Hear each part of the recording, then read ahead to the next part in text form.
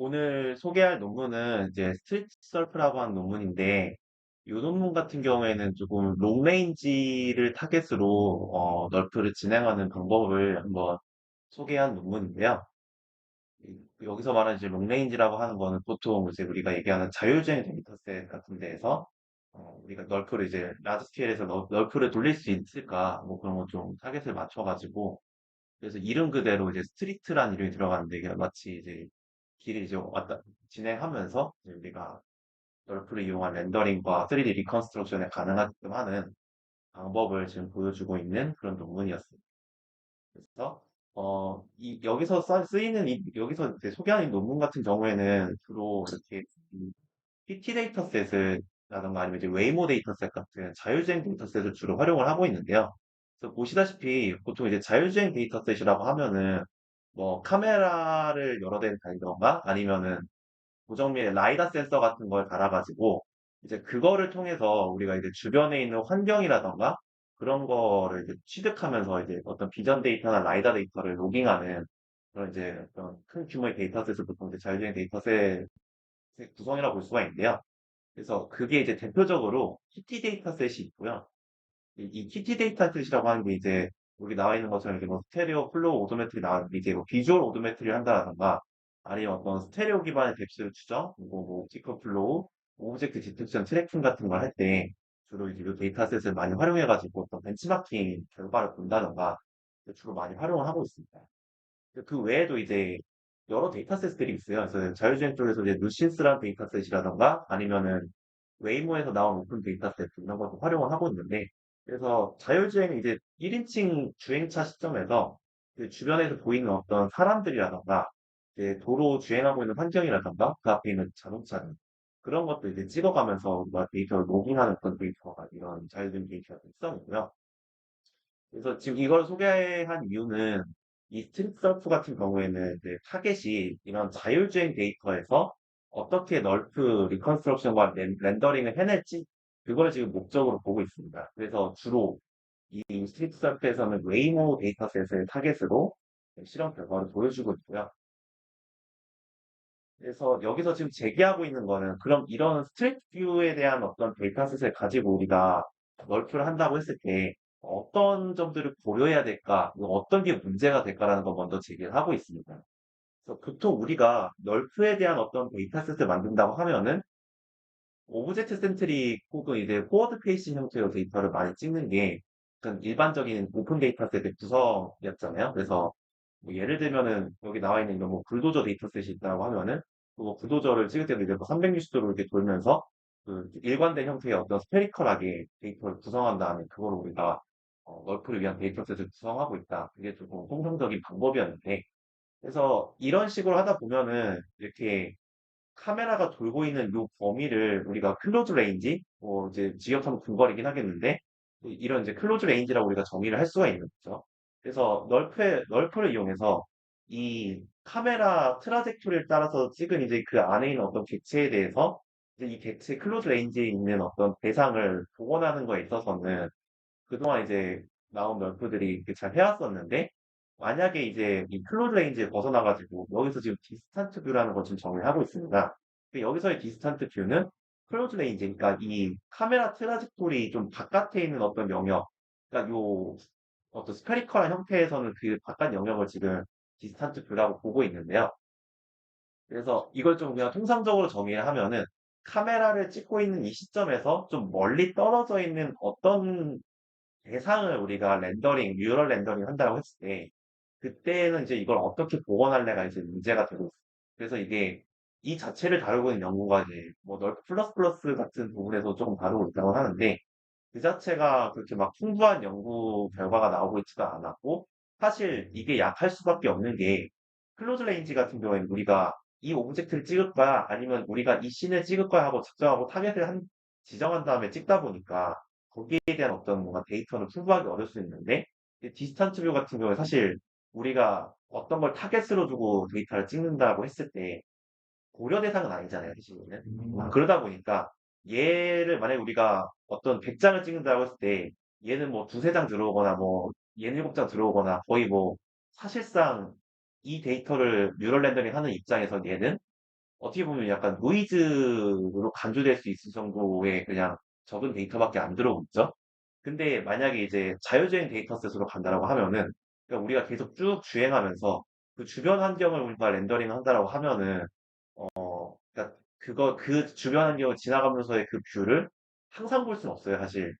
그러니까 앞서서 이제 보여드렸다시피 주행을 할 때 우리가 진짜 뭐 어떤 도로를 그냥 한 바퀴를 딱 돌아가지고 출발점으로 돌아온다라고 했으면은 그런 상황을 가정하면 사실 이렇게 크게 돌고 나서 우리가 출발 지점을 돌아오는 약간 뭐 어떤 한 바퀴의 궤적을 만들 수는 있겠지만 그냥 통상적인 주행을 생각하면은 그냥 뭐 앞으로 쭉 직진하다 커브 돌다가 뭐 아니면 어딘가로 또 빠지거나 이게 우리가 출발했던 지점을 다시 돌아온다거나 뭐 그런 식으로 앞서 봤던 뷰를 다시 보는 경우가 그렇게 많진 않아요. 그러면 과연 이제 이런 경우에 그런 이제 스트리트 뷰에 대한 데이터셋을 가지고 널프가 가능하니? 이제 거기서 이제 문제 제기가 시작이 된 거죠. 그래서 아마 이전에 블록널프 발표가 있었던 것 같았는데 그 블록널프 같은 데서도 그걸 좀 다뤘던 걸로 알고 있는데 뭐 제가 이제 아는 바로는 그 모델 자체가 좀 많이 헤비했다라는 게 좀 한계점이 있었다라고 기억은 하고 있어요. 그래서 그런 부분들도 있었고 사실 뭐 그런 거라든가 아니면은 이전에 제가 발표했던 F스퀘어 널프도 조금 언바운디드 씬에 대해서 다루고 있는 것도 있었는데 언바운드 씬을 이제 완벽하게 커버하냐라고 했을 때는 아직 조금 뭐 물음표다라는 이야기를 이 논문에서는 지금 하고 있습니다. 근데 그런 측면에서 뭐 이제 자율주행 데이터셋의 강점이라고 하면 강점이라고 할 수 있는 게 라이다 데이터셋을 조금 같이 가지고 있거든요. 근데 그런 상태에서 라이다 데이터셋을 가지고 있으면 사실 얘는 좀 고정밀하고 부정밀하게 이제 포인트 클라우드 스파스 형태로 우리 가지고 있을 수 있으니까 지오메트릭한 정보는 좀 이제 괜찮은 퀄리티를 우리가 레퍼런스를 가지고 출발할 수가 있는 거죠. 그런 상태에서 만약에 이제 라이다 데이터를 가지고 만약에 널프에 대한 지오메트리 레퍼런스를 삼으면은 그걸 좀 이제 보완할 수 있다는 연구는 있었다고 하는데 그러면 이제 그 말을 다시 말하면은 지오메트릭한 부분에 있어서 라이다 데이터에 대한 의존도가 너무 높은 거 아니냐라는 문제를 제기하고 있습니다. 그래서 이 논문 같은 경우에는 그런 걸 조금 이제 완화해 보려고 했던 시도를 엿볼 수 있었던 것 같아요. 제가 느끼기에는. 그래서 보통 이제 오른쪽에 나와 있는 그림 같은 경우가 보통 통상적인 자율주행 데이터셋의 구성이라고 볼 수가 있는 거죠. 그래서 이제 이 카메라가 이제 계속 이동하면서 이제 주변 환경을 계속 찍을 테고, 이제 거기서 이제 클로즈 레인지랑 디스탄트 뷰를 어떻게 효율적으로 잘 나눠가지고 명확하게 정의한 다음에 그거에 따라서 어떤 식으로 네트워크를 트레이닝을 할지 그런 전략들로 이제 접근을 하면서 좀 더 깔끔하게 이제 주변의 환경, 클로즈 레인지에 있는 주변 환경을 정밀하게 복원을 하고 디스탄트 뷰에 대해서도 노이즈 없이 우리가 좀 그럴싸한 렌더링 결과를 도출할 수 있게끔 하는 게 이 논문에서의 목표가 되겠습니다. 그래서 이제 여기서 얘기하는 언바운디드 스트리트 뷰에서 활용할 수 있는 방법론을 제안을 하고 있는 거고요. 그리고 특이점이라고 하면은 이게 뭐 기술적인 디테일은 나오진 않았는데 아마 뭐 GPU 프로그래밍에 대해서 좀뭐 정렬적으로 좀 처리를 한다라던가 그런 좀 경량화에 대한 것도 아마 고민이 될 것 같아요. 그래서 스트리트 뷰 자체에 대한 렌더링이 3090 단일 GPU로 이제 한두 시간 만에 트레인만으로는 이제 가능하다라는 걸 어필을 하고 있어요. 이거는 제가 봤을 때는 아마 프로그래밍적인 관점에서 풀지 않았나라는 느낌을 좀 받았고요. 그래서 여기서의 조금 이제 아까 또 언급했던 부분이긴 한데 핵심은 근거리에 대한 어떤 영역과 원거리에 대한 영역을 잘 분리하고 이거에 대해서 별도의 학습을 잘 진행한다라는 게 결국에는 핵심이었다고 얘기를 하고 있습니다. 잠깐 이제 이거는 이제 첫 페이지에 나와 있어가지고 결과만 그냥 프리뷰적으로 보여드리면은 그러니까 여기 지금 나와 있는 이 GT 이미지가 이게 앞서서 계속 말씀드렸던 웨이모 데이터셋을 가져온 거고요. 그 웨이모 데이터셋에 따라서 이제 자동차 주행하는 것을 이제 복원했을 때 이렇게 이제 뭐 렌더링된 이미지라던가 그게 좀 GT에 거의 이제 상응하게끔 좀 깔끔한 결과들 뭐 이런 데 조금 뭐 아쉬울 수는 있겠지만 그런 결과가 나오고 있는 거.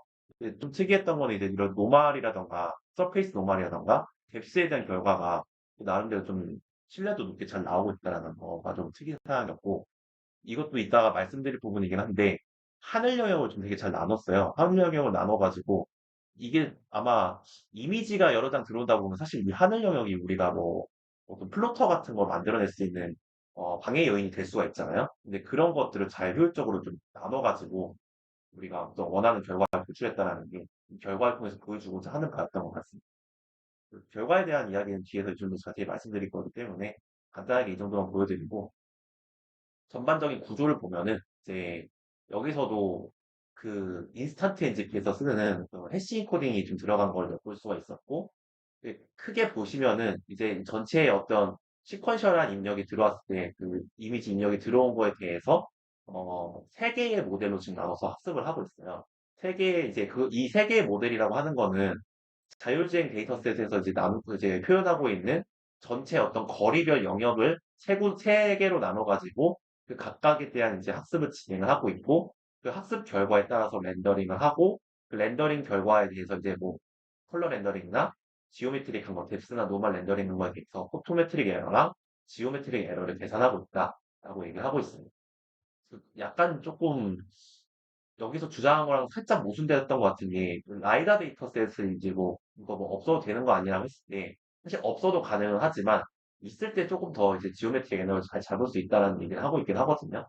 그래서 뭐 이거 이게 사실 워낙에 라이다 데이터 자체가 그 지오메트릭한 부분에 있어서는 좀 정확한 3D 값을 뽑아내다 보니까 막 그런 이거 쓰면 당연히 좀 GT 취급하면서 지오메트릭 루스를 맞춰갈 수 있다라는 맥락인 것 같긴 한데 그래서 이거 보면은 이제 결국에는 좀 요게 있어야 조금 더 강인한 결과가 나오지 않을까라는 생각은 좀 들긴 했지만 아무튼 간에 이게 필수는 아니고 옵셔널하다는 거에서 좀 고무적으로 볼 수 있지 않을까 싶었던 부분이었어요. 그래서 일단 전반적인 아키텍처만 먼저 보여드리고 이제 하나씩 설명드리도록 하겠습니다. 그래서 앞서서 제가 말씀드렸던 게 네트워크를 좀 나눠서 얘기를 했었는데, 그러니까 그 나눠서 하는 기준이 좀 다시 말씀드리면은 영역별로 그 카메라 시점을 기준으로 해가지고 영역별로 나눠가지고 그 영역에 상응하는 어떤 네트워크를 학습하고 있다고 보시면 될 것 같아요. 그 영역은 지금 어떻게 나누고 있냐고 하면 세 개 파트로 지금 나누고 있는데 첫 번째가 근거리, 클로즈 레인지에 해당되고 있고 두 번째는 디스탄트 뷰에 해당하고 세 번째가 스카이 이렇게 세 개로 나누고 있습니다.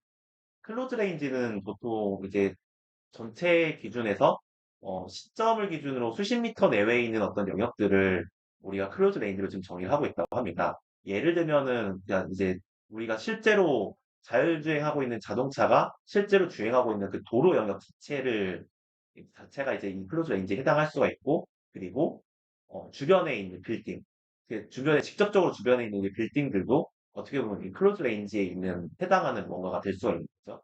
그래서 빌딩이라든가 도로 아니면 주변에 주차돼 있는 자동차들 그런 진짜 완전 근거리에 있는 주변 객체들까지 해가지고 그런 거를 이제 클로즈 레인지에 있는 어떤 대상들이라고 보고 있고 이제 디스탄트 뷰는 좀 많이 떨어져 있는 수백 미터 혹은 뭐 킬로미터 단위까지 떨어져 있는 영역들을 지금 디스탄트 뷰로 분리를 하고 있어요. 여기서 이제 전반적인 전경이라고 이제 말씀을 드렸는데, 우리가 이제 어떤 사진, 이제 자율주행 사진을 본다라고 가정했을 때, 여기로 사진을 보면서 아까 말씀드리면은, 아까 말씀드렸던 대로면은 사실 이런 자동차나 건물, 이 도로 부분이 어떻게 보면 클로즈 레인지가 되겠죠? 지금 명백하게 어떤 수십 미터 안에 이제 객체라고 이제 볼 수 있는 무언가들이 있으니까, 얘에 대해서는 우리가 좀 SDF라든가 그런 추정을 명확하게 접근할 수 있을 것 같다라고 해가지고 클로즈 레인지를 이렇게 정리하였고요.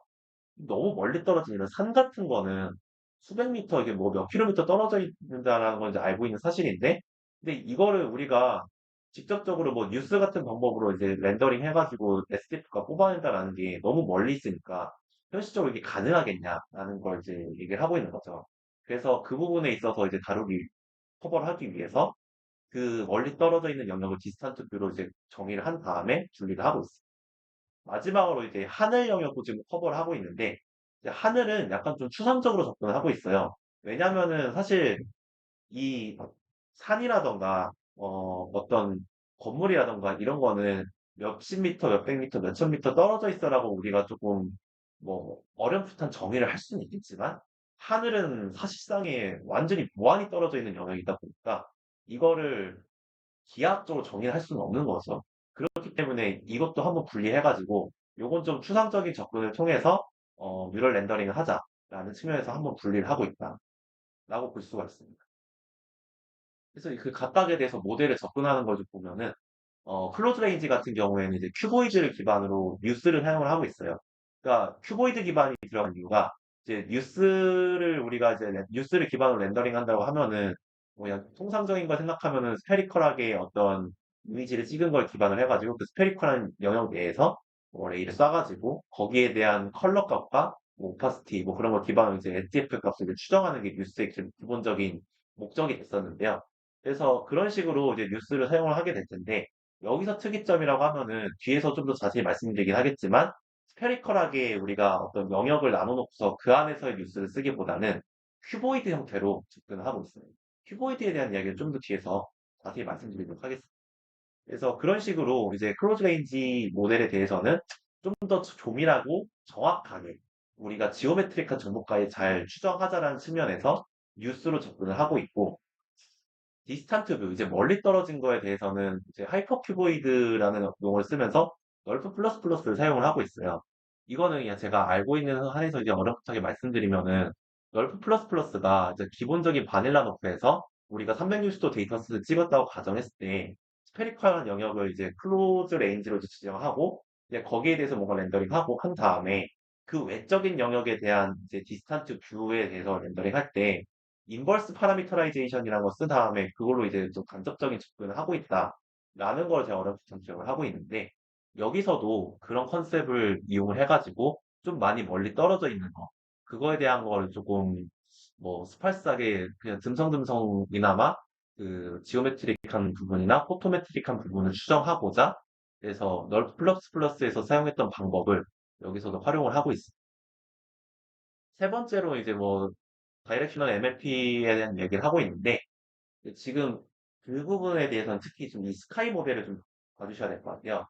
스카이 모델 같은 경우는 이제 우리가 만약에 그냥 렌더링 레이 하나, 레이에서 포인트 하나 샘플링 해가지고 보통 이제 우리가 그거에 대한 렌더링을 위한 값을 이제 얻어오게 될 텐데, 그게 이제 지오메트릭한 이게 명확한 어떤 이제 클로즈 레인지든 디스턴트 뷰 관점에서 보면은 사실 이 포인트에서 샘플 해가지고 우리가 이거에 대한 밀도랑 컬러를 가져와야 돼 하면 될 텐데, 계속 말씀드렸듯이 사실 얘는 하늘은 무한히 멀리 떨어져 있기 때문에 명확히 어떤 지점을 샘플링해서 얘에 대한 컬러와 밀도를 가져와야 돼라는 정의가 불분명. 그렇기 때문에 아까도 계속 추상적으로 접근했다라고 말씀드린 이유가 입력이 뷰잉 디렉션만 들어가고 있어요.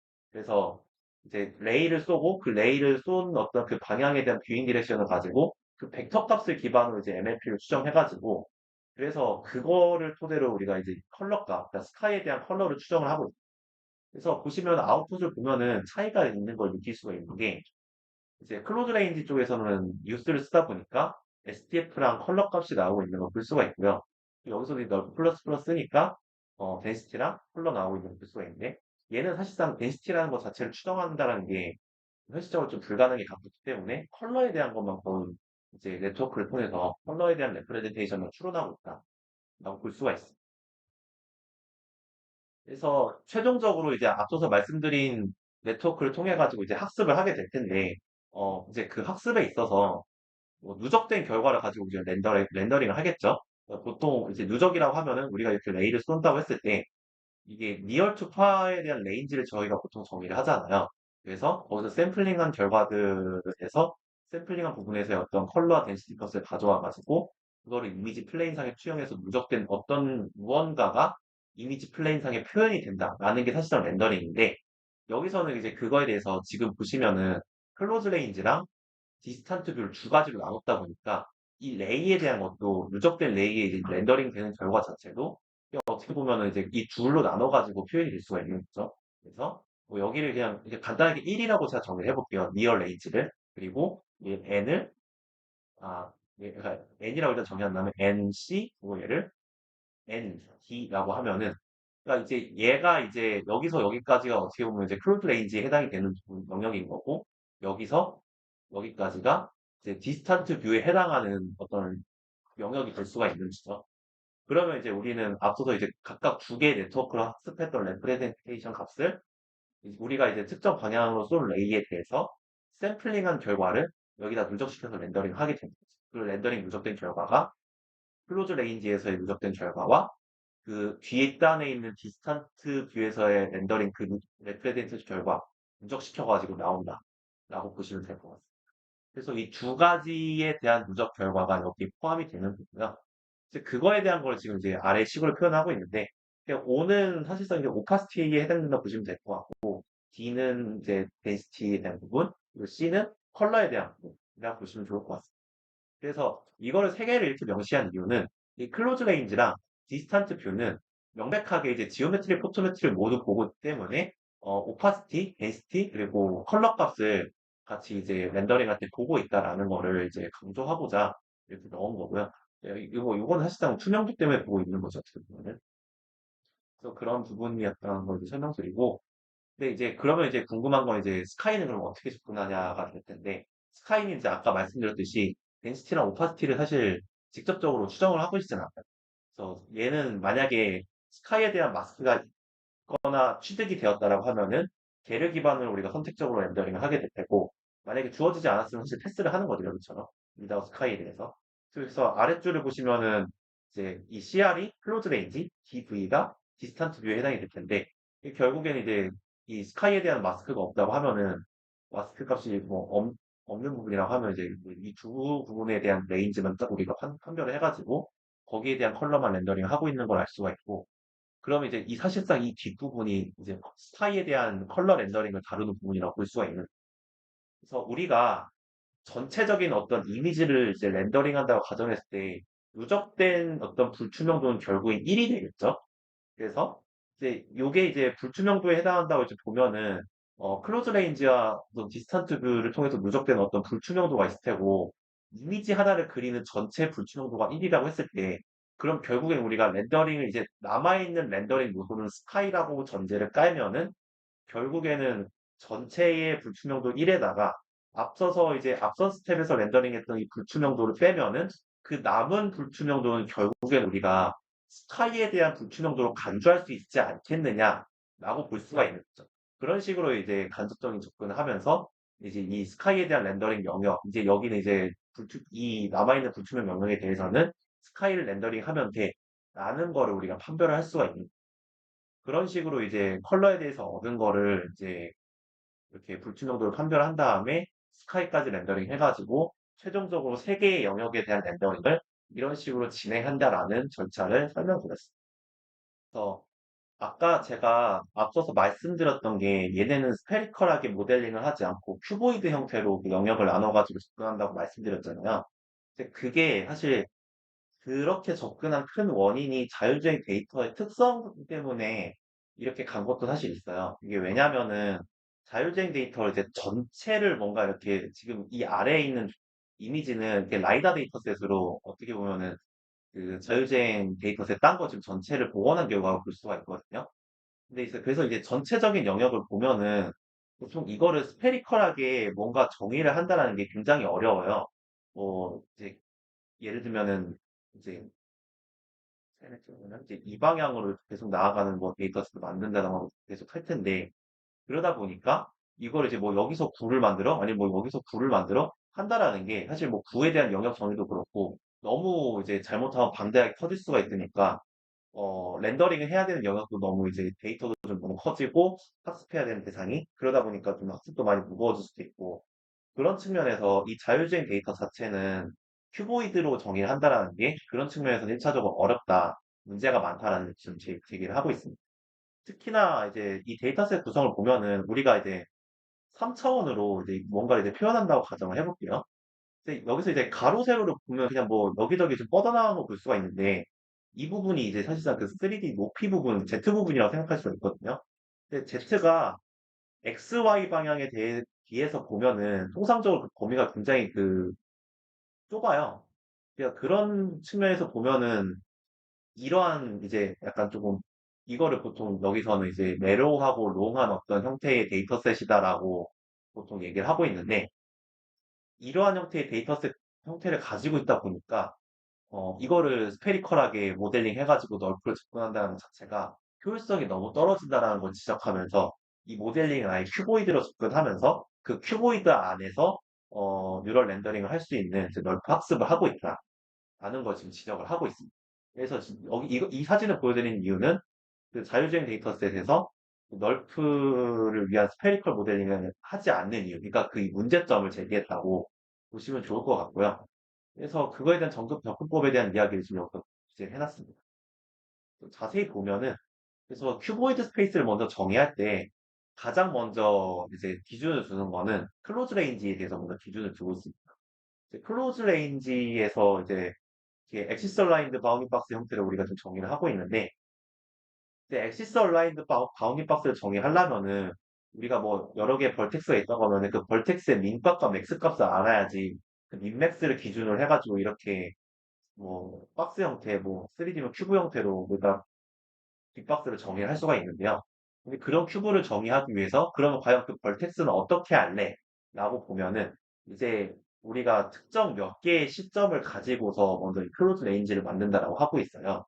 1인칭 이 자동차 시점에서 어떤 특정 움직임만큼의 그 영역을 일단 지정을 해놓고 그럼 먼저 일단 그거에 대해서 기준 좌표계를 정리를 해야 될 텐데 여기서 이제 나와 있듯이 그 방향 자체는 어떤 이제 자율적인 데이터셋이 바라보고 있는 1인칭 데이터셋을 바라보고 있는 수직축을 기준으로 해가지고 그 수직축에서 이제 뭐 근거리의 어떤 장면, 그러니까 근거리 내가 보고 있는 바라보고 있는 방향하고 이제 그거랑 이제 정렬을 시킨 다음에 그 정렬한 방향으로서 좌표계를 정의한다고 얘기를 할 수가 있습니다. 뭐 그게 좀 더 간결하게 말하면 이 그림을 놓고 보면은 이제 얘가 이제 바라보고 있는 건 사실 통상적으로 이제 이쪽 거의 이쪽 영역을 본다고 볼 수가 있는데 그래서 방향에 대한 기준은 어떻게 보면 이제 평균적으로 이쪽을 향하고 있다는 걸 알 수가 있는 거죠. 이 만약에 이제 완전히 역동적으로 움직이는 자동차가 아닌 이상은 보통은 이제 주행하면서 이런 식으로 단조롭게 움직일 테니까 뭐 처음에 시점에서 이렇게 봤을 때 그리고 평균적으로 이렇게 움직인다라는 우리가 그 배경 지식을 알고 있을 때 그거를 기준으로 우리가 그러니까 그런 거를 이제 밑바탕으로 깔고 가서 이제 처음 예 시점에서의 방향을 이제 잡고 나면은 이 축을 기준으로 우리가 AABB를 만들면 되지 않느냐 하면서 출발을 이렇게 하고 있습니다. 그래서 일단 이 방향 자체를 이제 뭐 그냥 이론적으로 뭐 이렇게 하고 있는데 그래서 이걸 뭐 어떤 정보를 근거로 그래서 그거를 이렇게 판단할래라고 하면은 여기서 말하는 에고모션은 이제 그 자동차가 이제 1인칭으로 이제 움직이고 있는 그 모션 시점을 말씀드리는 거고요. 그래서 뭐 몇 번의 스텝만큼 움직였다고 했을 때 그 움직임에 대한 어떤 평균치를 기반으로 이 방향성을 추정한다라고 볼 수가 있어요. 그렇게 해가지고 이 AAB를 정의하기 위한 어떤 이 좌표계의 방향성을 우리가 알 수가 있는 거고요. 근데 이제 이걸 추정하다 보면은 보통은 우리가 자율적인 데이터셋을 찍는다고 하면은 자동차를 기준으로 이렇게 주행하다 보니까 도로를 따라서 보통 이게 우리가 데이터를 찍게 돼요. 이제 이렇게 정의했을 때 장점이라고 하면은 이거를 통해서 우리가 거리 자체의 방향도 우리가 러프하게나마 알 수가 있다라는 강점을 가지고 있다고 지금 강조를 하고 있어요. 그래서 이런 식으로 방향성을 나타낸 다음에 그럼 이제 우리가 선정한 그 몇 개의 프레임 이제 몇 개의 카메라 프레임이 있다고 했을 때 그 카메라 프레임에 상응하는 뷰 플러스 텀이 있을 거예요. 그래서 그 뷰 플러스 텀을 이제 리얼 투파 레인지만큼 이제 어떤 절단면을 이제 가져온 다음에 이제 여기서 그 절단면 같은 경우에는 이 시점이 됐든 이 시점이 됐든 동일한 길이만큼 우리가 뷰 플러스 텀을 갖게 돼요. 그래서 뭐 여기서 이제 4개라고 지금 나와 있으니까 4개의 뷰 플러스 텀을 갖는다고 한번 가정을 해보겠습니다. 그러면은 최종적인 AA의 민맥스 벌테스 포인트는 이 가장 앞에 있는 뷰 프러스터, 그러니까 여기 좀 그려서 말씀드리면 이제 여기서 이제 뷰 프러스터는 이제 이만큼 나올 텐데 여기서의 어떤 이제 민값 그리고 여기서의 맥스 값이 있을 텐데 그것들을 토대로 이제 이 AA의 민맥스 정의를 하고 있다라고 하고 있습니다. 그래서 이제 그 주행하는 어떤 그 방향성이라던가 얘가 바라보고 있는 전반적인 뷰 프로스텀을 기반으로 클로즈 레인지 자체를 정의하고 있고요. 근데 어쨌든 이 수치적인 거는 뭐 그래서 이게 뭐 얼마만큼 간 거만큼 우리가 볼 거냐라고 했을 때 뭐 정확한 표기는 안 돼 있긴 한데 여기서 처음에 클로즈 레인지를 정의했던 걸 토대로 제가 추측을 하면은 사실 이 클로즈 레인지는 거의 뭐 수십 미터, 그러니까 뭐 예를 들면 뭐 50미터 정도까지 어떤 레인지를 본다고 가정하면은 얘가 이제 처음 시점에서 50미터 정도까지 움직인 뭐 그 범위만큼에 대해서 이 크로스텀을 보고서 이렇게 클로즈 레인지에 대한 어떤 큐보이드를 정리하지 않을까라는 이제 어렴풋한 예측을 할 수 있을 것 같고요. 그래서 이런 식으로 먼저 이제 클로즈 레인지, 그러니까 우리가 이 50m라고 정한 이 영역만큼 우리가 학습을 하기 위한 영역을 스페리컬하게 정의하지 않고 큐보이드하게 정의하고 있다라는 것을 볼 수가 있습니다. 그래서 다시 앞에 그림 잠깐 보면은 그래서 이 그림 안에서 그냥 이제 샘플링 그냥 해가지고 원래 하던 대로 그 샘플링 해가지고 뭐 아마 이것도 뒤에서 말씀드리겠지만 포스트파인 전략으로 또 이제 리샘플링을 하고 있거든요. 그러면서 이 안에서 뉴스를 돌려가지고 STF랑 컬러 값을 뽑아내고 있는 게 여기서 목적일 수 있고요. 그 다음으로 이제 뭐 큐보이드 클로즈 레인지 해시 그리드에 대한 얘기를 하고 있습니다. 이거는 이제 어떻게 보면 그 클로즈 레인지 이 네트워크 모델에 대한 조금 더 디테일한 얘기라고 볼 수가 있고요. 앞서서 말씀드렸듯이 인스턴트 NGP에서 쓰던 그 해시 그리드 해시 인코딩 방식을 쓰고 있다라고 이해하시면 좋을 것 같아요. 그래서 여기서 이제 또 쓰는 거는 계속 말씀드렸던 뉴스를 쓰고 있고, 그래서 이제 이 영역 내에서의 어떤 그 균등한 그리드 픽셀로 이제 나눠가지고 그 멀티 레졸루션 해시 인코딩을 쓴 다음에, 그래서 여기서 말하는 이 멀티 레졸루션 해시 인코딩이랑 뉴스를 기반으로 이 클로즈 레인지에서의 어떤 STF가 그 컬러를 뽑고 나니까 얘네들이 실험해보니까 결과적으로 이제 그 노멀 벡터 추정 정확도라던가 표현의 세밀함에 있어서 우리가 좀 정확도를 잘 확보했다라는 주장을 하고 있습니다. 특히나 두 번째 쪽에 있는 이 노멀 벡터 같은 경우는 아무래도 뉴스를 썼다 보니까 뉴스에서 STF 미분을 결국에는 우리가 잘 학습되면은 그게 노멀 벡터라는 걸 알 수가 있으니까 그런 측면에서 이렇게 얘기하지 않았을까라고 생각이 들었어요. 이제 그 다음으로는 이제 앞서서 이제 클로즈 레인지를 벗어나가지고 디스탄트 뷰에 대한 걸 좀 얘기를 하고 있어요. 그래서 디스탄트 뷰에서의 레이 샘플링은 이제 그림을 통해서 말씀드리면은 클로즈 레인지 같은 경우에서는 이제 뭐 포스트 파인을 여기서 이렇게 색별로 계속 교밀하게 샘플링을 하고 있는 반면에 디스탄트 뷰에서의 어떤 이 레이 샘플링은 조금 더 스파스하게 하고 있어요. 지금 보시다시피 뭐 R1, R2, 뭐 RN의 AAB라고 얘기를 하고 있는데 처음에 이제 클로즈 레인지에서 정의한 요 큐보이드 AA에 비례하게끔 이제 크기를 계속 늘려가면서 이 스텝마다 좀뭐 N개의 AAB를 우리가 만들어낸다고 가정할 수가 있죠. 그래서 뭐 R1 AAB라고 하면 이제 뭐 R1에 비례한 크기만큼 늘려가지고 AAB를 늘리는 어떤 이 점선 형태의 경계가 있을 텐데 그 경계 영역에서 이제 샘플링을 한번 한다. 그리고 또 R2만큼 또 늘어나면 거기서 또 샘플링을 한번 한다. 그런 식으로 이제 샘플링에 대한 그 영역을 이렇게 정의를 하고 있습니다. 여기서 R이라고 하는 거는 약간 좀, 명확한 설명은 없긴 했었는데, 메저먼트에 대한 얘기를 하고 있는 것 같아요. 그러니까 여기서 카메라 기준에서 뭐 이만큼 떨어져 있다. 그러면 뭐 뷰잉 디렉션을 기준으로 얼마만큼 떨어져 있는 벡터 값 같은 걸 말하지 않을까라는 생각을 하고 있었거든요. 그러니까 뭐 이제 이 포인트라고 가정을 하면은 여기서부터 얘까지 뭐 얼마만큼 거리가 떨어져 있고 그거에 대한 방향성이 어떻게 된다라는 그런 벡터에 대한 메저먼트가 사실상 요 R 값으로 취급되고 있지 않을까라고 저는 했는데 요거는 조금 틀릴 수가 있어가지고 일단 이해한 바로만 이제 좀 설명을 드리도록 하겠습니다. 아무튼 그래서 이제 그런 식으로 이제 메저먼트에 대한 파악을 하고 그래서 이 각각에 대한 메저먼트를 이제 AAB의 이제 크기를 늘려주는 배수로서 이제 활용을 하고 있는 걸 볼 수가 있습니다. 그래서 그런 식으로 지금 이제 뭐 영역에 대한 샘플링을 이렇게 정리하고 있다고 말씀드렸는데 그 다시 좀 이제 네트워크 관점에서 보면은 이제 뭐 여기서도 말씀드렸던 것처럼 이제 큐보이드 셀의 끝단에서 이제 샘플 포인트 취득한다고 했고 그 여기서 이제 네트워크에서 인풋이 4D 인풋으로 들어가고 있다는 얘기를 하고 있어요. 그래서 보면은 XYZ에다가 이 메저먼트 아까 말씀드렸던 메저먼트 자체가 어떻게 보면 이 네 개의 4D 인풋으로 들어가고 있는 거로 볼 수가 있고요.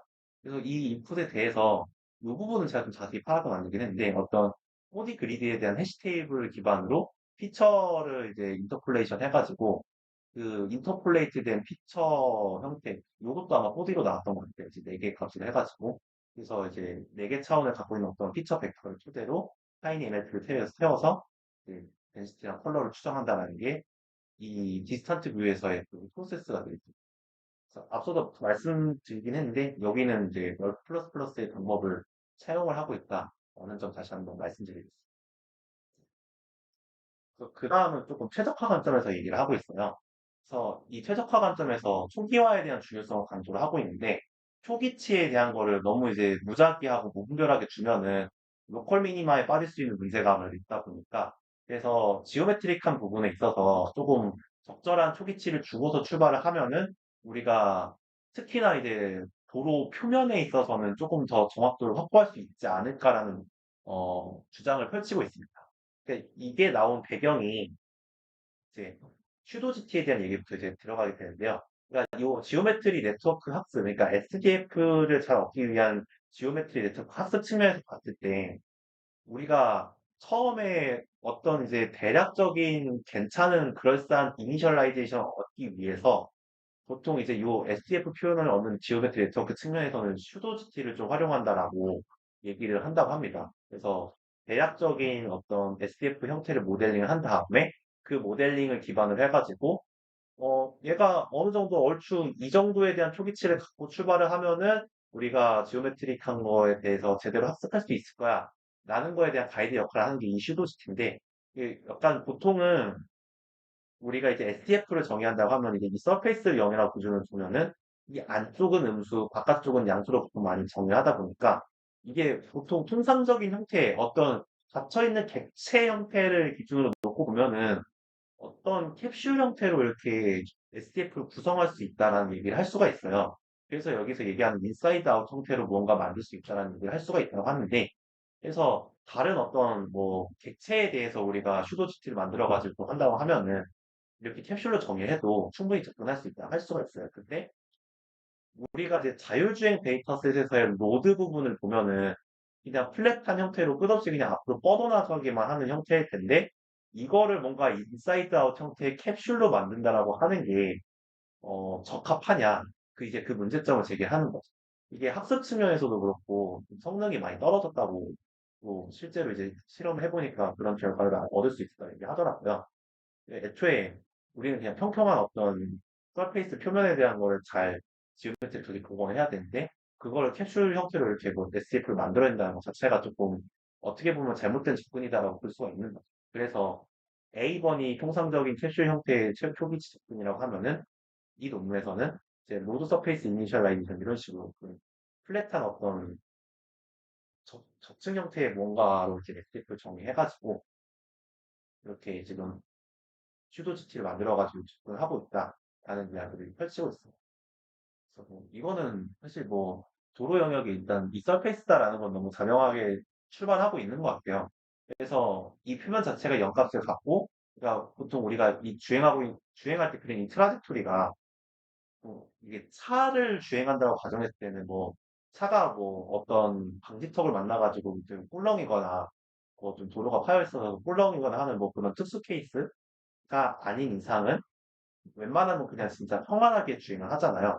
그러니까 그 평안하게 주행한다는 것도 어떻게 보면 좀 깔고 간 것 같은 느낌이긴 했어요. 그래서 이제 도로가 이제 도로 표면이 이제 SF 값이 0이라고 가정을 하면은 이 트라젝토리, 그러니까 자동차가 이동하는 궤적을 그리는 어떤 영역이 뭐 0.05쯤이 된다라고 뭐 이렇게 처음에 정의를 하고서 그래서 이 궤적으로부터 SF가 0.05 떨어진 어떤 이 영역을 우리가 실제 도로의 서페이스다라고 슈도지티를 만들 수 있을 거다라는 이제 뭐 그런 사실상 어떻게 보면은 자율주행 데이터셋이 가지고 있는 뭐 고유의 특성이라던가 좀뭐 통상적인 약속 같은 그런 사전 지식을 토대로 이렇게 슈도지티를 만들지 않았을까 생각을 했는데 근데 이게 뒤에서 실험 결과에서도 보여드릴 예정이긴 한데 이게 좀 먹혔다고는 하고 있어요.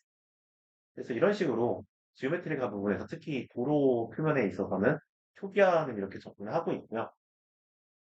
그래서 그럼 이제 최적화 관점에서 로스 펑션을 어떻게 정의하고 있냐라고 하면은 첫 번째로 이제 엔트로피 레귤러이션 로스를 얘기를 하고 있습니다.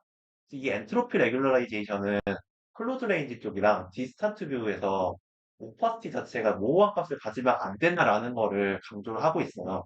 그러니까 사실상의 어떤 명확한 표현력을 좀 갖겠다 하는 게 목적인 것 같은데 여기 일단 수식에서는 지금 CR만 나오긴 했는데 그냥 제가 봤을 때는 아마 이것도 결국엔 디스탄트 뷰에 대한 것도 똑같이 엔트로피를 계산하지 않을까라는 생각을 하고 있습니다.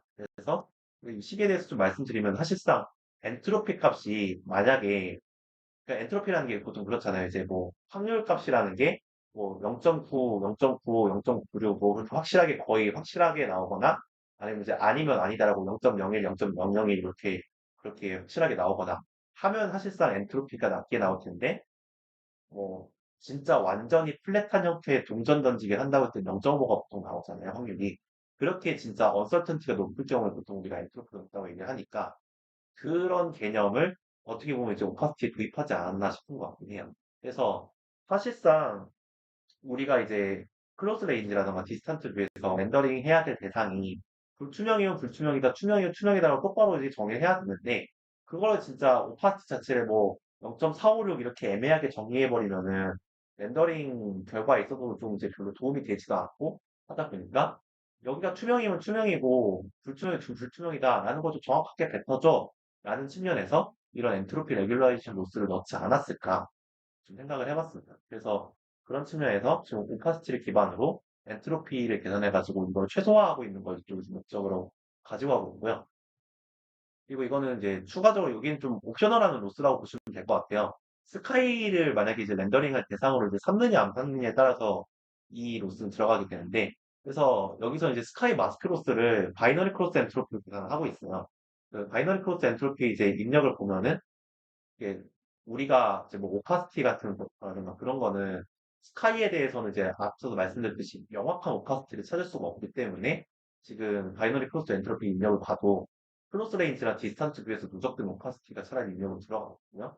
그리고 이제 이거에 좀 상응하게끔 1 마이너스 마스크로 지금 접근을 하고 있어요. 그러니까 우리가 여기가 스카이 영역이다라고 가지고 있는 어떤 마스크 사정 정보가 있겠지만 1 마이너스를 해가지고 이제 마스크 스카이가 아닌 입력 으로서 어떻게 좀 그거를 좀 위협을 먹고 있는 걸 볼 수가 있고요.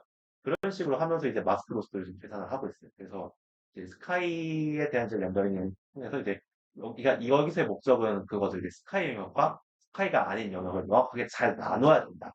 라는 거 이제 이 바이너리 크로스 엔트로피로스로 계산하고 있다고 보시면 될 것 같아요. 좀 명시를 명확하게 한 부분을 이제 스카이랑 디스턴트 뷰라고 얘기를 하고 있는데, 왜냐하면은 뭐 이거는 거리에 대한 정의에 따라서 사실 자명한 얘기긴 한데 디스탄트 뷰 바로 다 뒤에 나오는 결국에 스카이다 보니까 그렇게 표기하지 않았나 싶긴 했고요.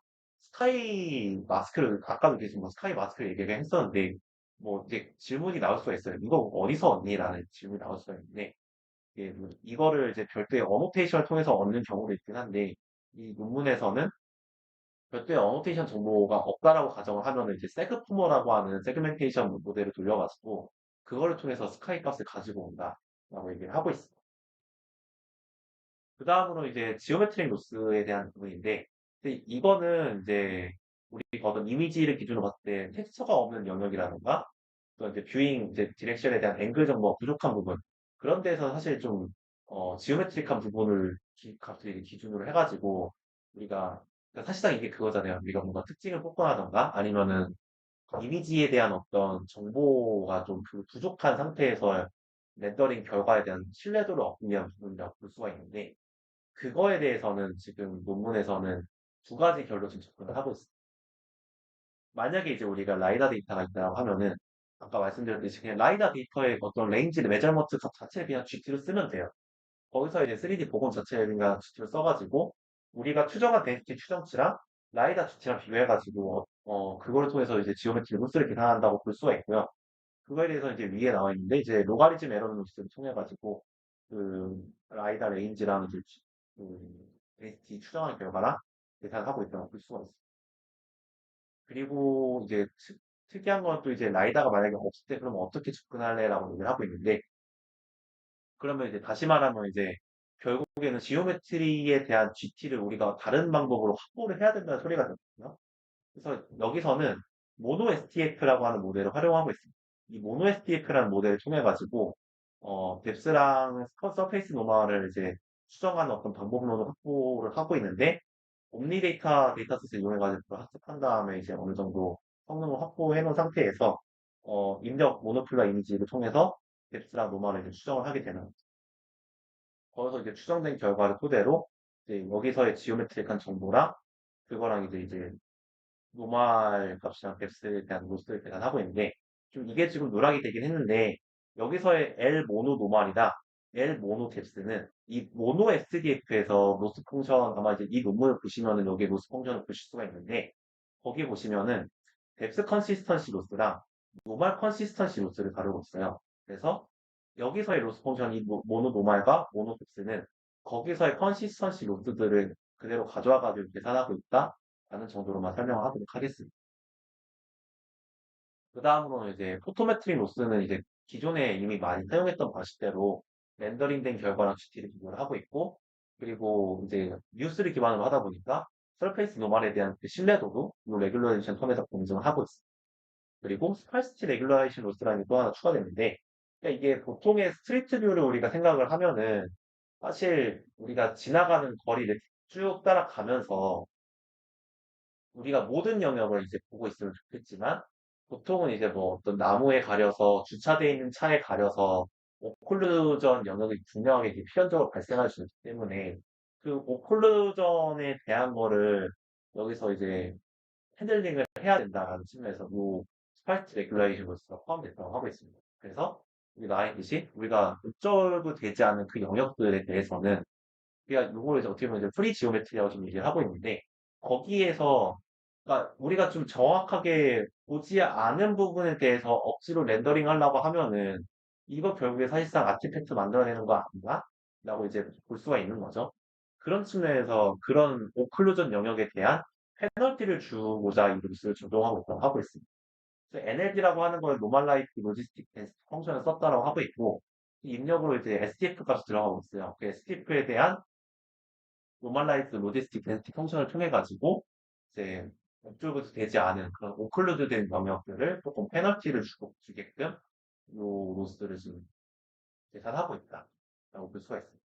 그래서 전체 로스를 보시면은 포토메트릭부터 해서 지오메트릭 로스, 마스크 로스, 옵셔널한 마스크 로스, 그리고 노멀에 대한 레귤러제이션 텀, 스파이스티 로스, 엔트로피 레귤레이션 로스 이렇게 총 6가지 로스의 조합으로 토탈 로스가 이루어지고 있다는 걸 볼 수가 있습니다.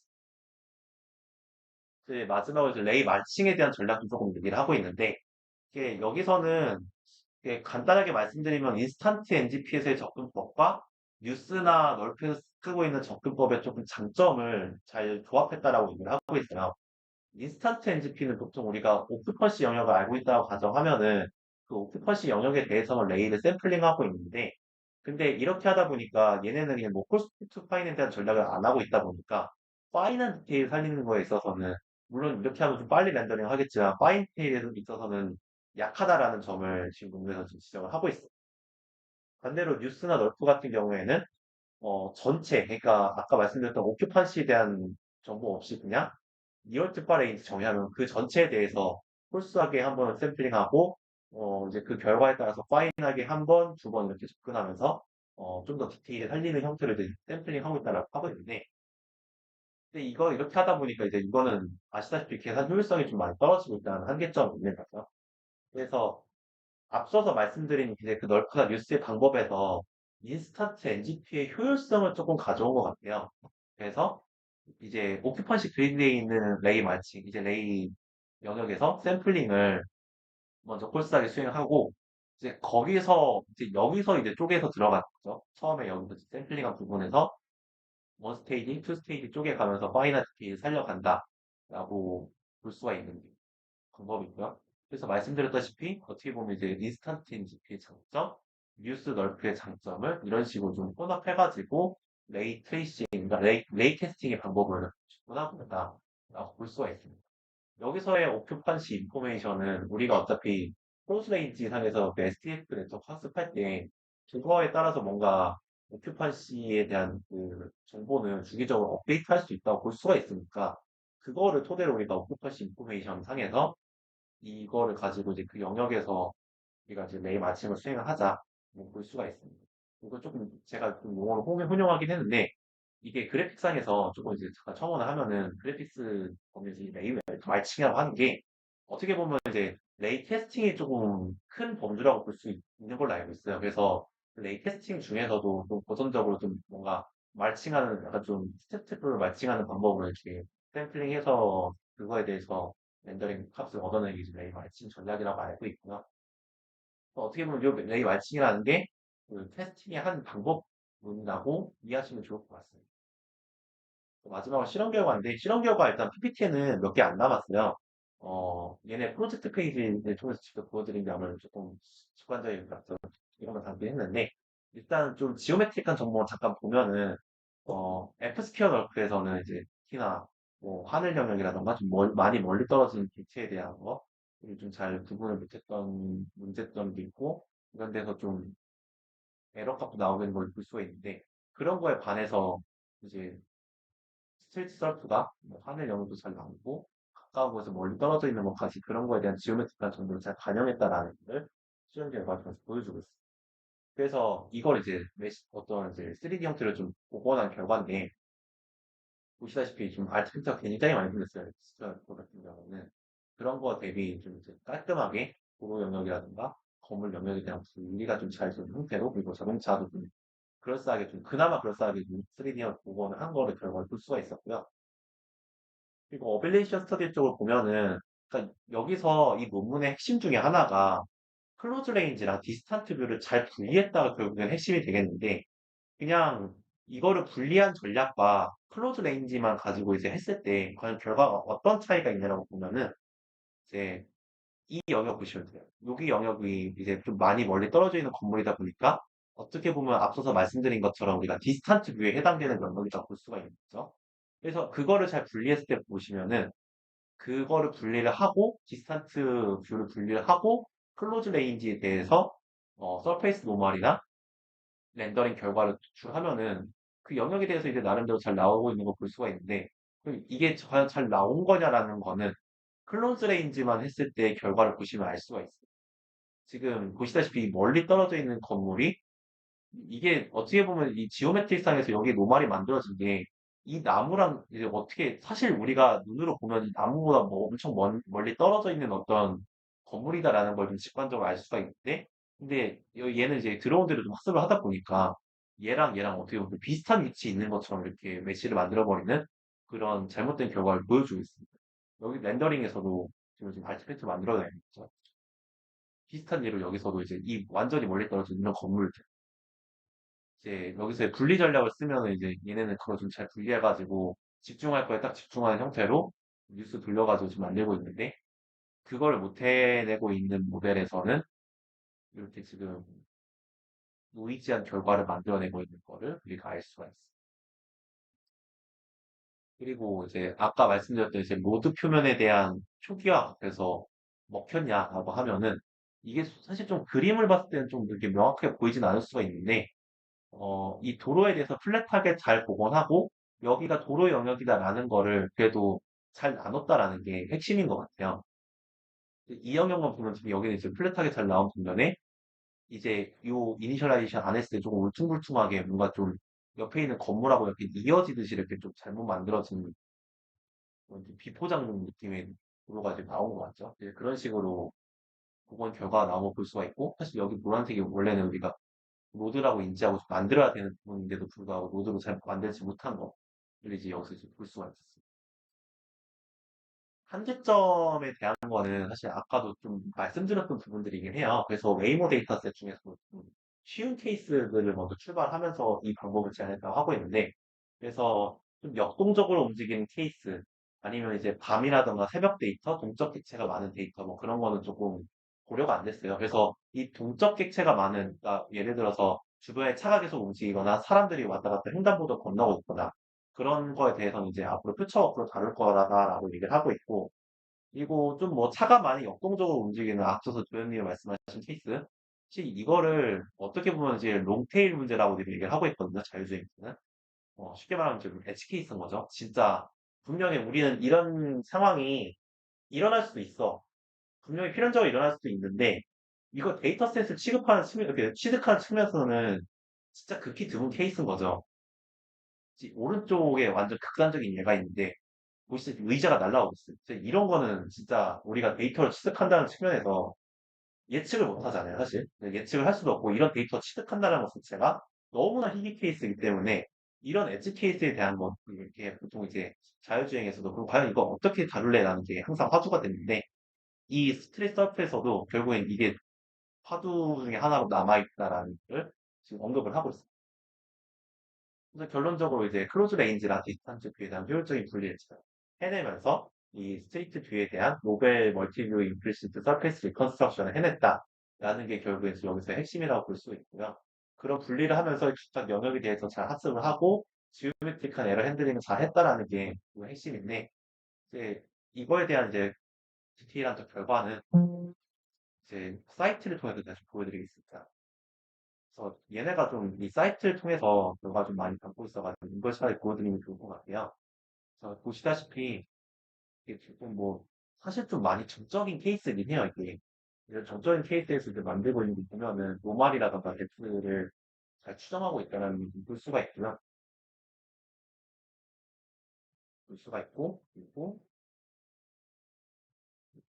라이다 데이트를 썼을 때랑 안 썼을 때의 그 차이도 같이 보일 수 있는데, 사실 라이다 데이터 없이도 어느 정도 나오고 있다고 하지만, 있으면 좀 더 지울편 정확도는 올라갈 거예요. 왜냐면은, 모노 SPF 대비 라이다 데이터는 너무나도 확실한 지오메트릭한 정보를 우리가 취득을 할 수 있기 때문에 그런 강점을 가지고 있다라고 볼 수가 있는데, 그런 측면에서 이 컨셉을 쭉 들어가야 겠다라는 걸 보여주고 있습니다. 날치 출근 기반을 지금 복원하거든요. 지금 나오고 있지만, 상당히 구조가 스트레스에서 나오고 있는 주변 건물에 대해서 이제 과연 정확하게 나왔느냐는 것은 좀 뭔가 좀 추상적인 형태? 지금 아직은 좀 이거를 형태 뭔가 있는데 이런 식으로 좀 요거를 이제 평균적인 지표 기준으로 한두 시간 만에 트레이닝 해가지고 이런 형태가 스테이프를 지출했다라는 게 좀 고무적이지 않았나라는 생각이 들고 추가적으로 이제 이 코드는 얘네가 이제 코드 릴리즈 하면서 오픈했던 이제 뮤럴십이라고 하는 코드인데, 여기서 이 스트릿 서프 기술이 같이 들어가면서 어떤 서페이스 리컨스트럭션이나 시뮬레이션 기반의 뉴럴 렌더링 시뮬레이터를 개발해서 올려놨습니다. 그래서 이거를 이제 스트릿 서페이스에 대한 어떤 복원이라든가 그런 기능들을 지금 제공하고 있다는 얘기를 하고 있는데, 요거는 이제 발표 마치고 이제 또 차후에 한번 돌려보면서 어떤 기능들이 있는지 한번 살펴보면 좋을 것 같은 좀 재밌는 결과물인 것 같아서 한번 같이 공유 차원에서 마지막 한번 보여드리고 발표를 마치도록 하겠습니다.